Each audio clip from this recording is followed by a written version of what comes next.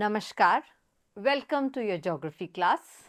Recently, we have completed a chapter number 5 that is about human resources, and that was about human resources. Is and was both can be concerned because the chapter was about human resources and human resources are present. I am a human resource for you. I hope you haven't forgot the concept of human resources where humans utilize the natural resources to fulfill their own needs and they transform the naturally occurring substances or naturally occurring things into the usable goods or usable things. So, that was the major and entire concept of the chapter human resources. Today is the time to discuss the exercise part, and it will be followed by the next class, of course, having the discussion of extra questions inside the chapter questions. So, let's start our today's class with the discussion of the exercise questions. So, here is our first question. Answer the following questions. Again, we do have 1, 2 and 3 marks questions in such kind of questionnaire. So, here is the first question. Why are people considered as resource, or why are people considered a resource? Because they are the one, they are fulfilling their needs, requirements by utilizing the nature. Here is the answer that have to be followed. So, people are considered a resource because it is their demands and abilities. It means they do have some requirements and they do have the potential to fulfill their requirements that transform nature's bounty into useful resources. It means humans do have their basic requirements or particularly requirements itself, and they do fulfill their requirements with their potential, with their abilities to transform the raw materials found in the nature into the used goods or ready to use goods. Healthy, educated and motivational people. So, 3 factors responsible for the positive outcome from the human resources is they should be healthy or they should stay healthy. They should be properly educated and motivated enough to do something great in their lives, to achieve something in their life. So, these 3 factors present in people, they do develop resources according to their requirements. So, these 3 features should be present. And of course, with the usage of knowledge, skill and third thing, technology bhai. So, with the use of their knowledge, skill and technology, human resources are utilizing the natural resources occurring in the nature itself. Next question, what are the causes for the uneven distribution of population in the world? So, there are various features.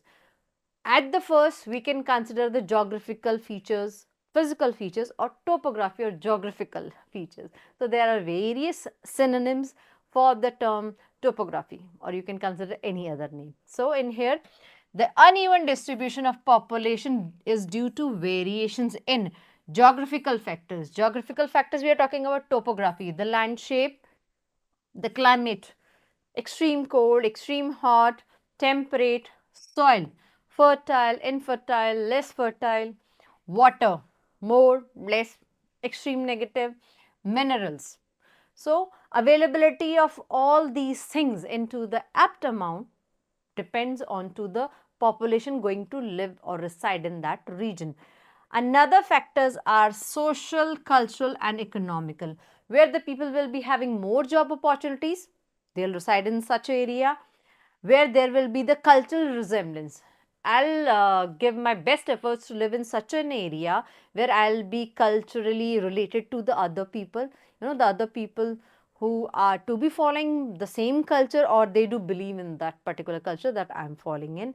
Socially where I'm capable of residing with others comfortably without any feeling of awkwardness. So, these things. So, along with these general things that I have just discussed with you, there are some prominent things that are considered in social, cultural and economic factors, which are those: housing, education, health facilities, employment opportunities and cultural significance.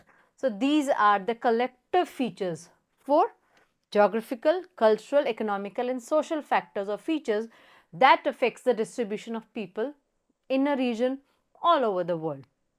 Moving with the next question, the world population has grown very rapidly with great speed, but we have to give the reason why.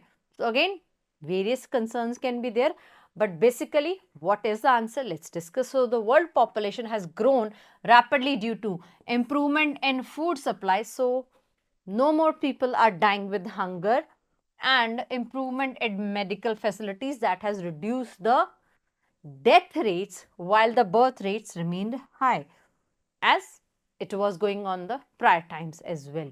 Next question, discuss the role of any two factors influencing population change. Although there can be more than two, but we have to discuss two. So they are birth rate and migration.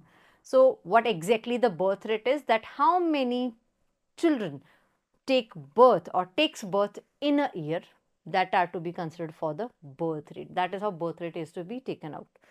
So the number of live births per 1,000 people. So in a year, per 1,000 people, how many children are taking birth? That is how we do take out birth rate. It increases the population, of course. If the birth rate will be more, the population is going to increase. If the birth rate will be less, the population is going to decrease. Migration. Migration, in the simplest terms, movement of people from one place to another. Now, there can be various reasons for the movement.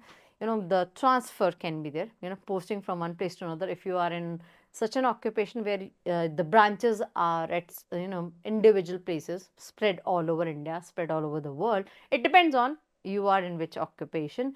Then along with that, in the search of food, shelter, particularly nomads people in the search of good job opportunities, better education facilities, health facilities, etc., etc. So there can various concerns. Movement of people into immigration or out immigration. So there are two terms that we have discussed in the chapter.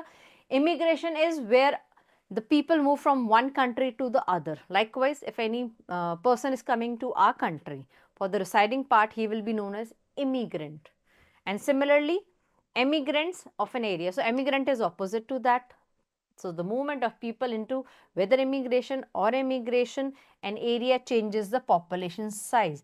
And nowadays, not nowadays, even from last few decades, a trend has set up that after getting basic education, kids are moving, children are moving abroad for the higher education, for better job opportunities and all. So these are the basic two factors that can drastically change the population size of any nation, any region. This was the question. Now the next one, what is meant by population composition? It means we are talking about those factors which comprises the population term. What comes in that? So population composition refers to the structure of a population. Structure of population, on what features we do consider the entire population, or on what basis we do take the count of the people. That are the features comprising the population. So we do consider the age of the people, sex of the people, literacy level of the people, their health conditions, occupations, income level. So these are the prominent features they are taken care of while considering the composition of the population. It means population comprises what other context. Next, what are population pyramids and how they help in understanding about the population of a country? So population pyramid shows particularly two features. What are those, and how it helps in understanding the population of a country? Because the two features, the two factors we are talking about that are shown with the help of population pyramid are the basic components of the population of any region. So what are those? How is it? Let's discuss. Population pyramids are graphical representation within which on the graph paper, that is why graphical representation, such kind of diagrams are drawn, not the diagrams actually. Graph paper, I hope everyone knows, having these boxes and all that. So onto that, such kind of diagram of pyramid shape is drawn while showing of a population's age and sex composition. So these are two factors that are shown of the male and of the female. Both goes parallel, and along with age. Age is to be referred by this side. So that is how the graphical representation of a population pyramid looks like. Then we have to next discuss the understanding part, that how does it help in understanding. So they help in understanding the proportion of dependents according to the age. As in, talking about the age, we can divide the society on the base of age or on the basis of age in three categories: the young one, the working age, and the old one. And entirely we can divide them into two: working and dependent. So in here we are talking about dependents, within which comes the young and elderly, and the working age population and the overall population structure. So that is how it helps in understanding part of the particular part of the working population and depending population. Take the correct answer. Second question, MCQs itself. So what does the term population distribution refers to? The way in which people are spread across a given area. That is the distribution. How they are spread in an area, in sparsely manner, in densely manner. That is what meant over here. Which are the three main factors that cause population change? So two we have already discussed: birth rate and migration. Along with that, we can take up birth and death also. So along with birth and migration, when we are considering birth, death automatically get involved in that. So these are the three main factors which causes the population change of any part, any region of the world. In 1999, the world population reached, so we have to give the particular count that, okay, this was the count till year 1999. So the population has reached to the bar of 6 billion. We are talking about the world. Next is, what is a population pyramid? So we have just discussed, it shows the composition of age and sex. So let's find out a graphical representation of the age, sex and composition of a population. When the population density of an area is high, that people live in tall buildings, not at all. So they are out of the way, out of the league, and our appropriate answer is the option number A. Moving ahead with the last question of our exercise part. So this is a kind of fill up which requires these 4 empty places to be filled up with the apt information having apt terms within it.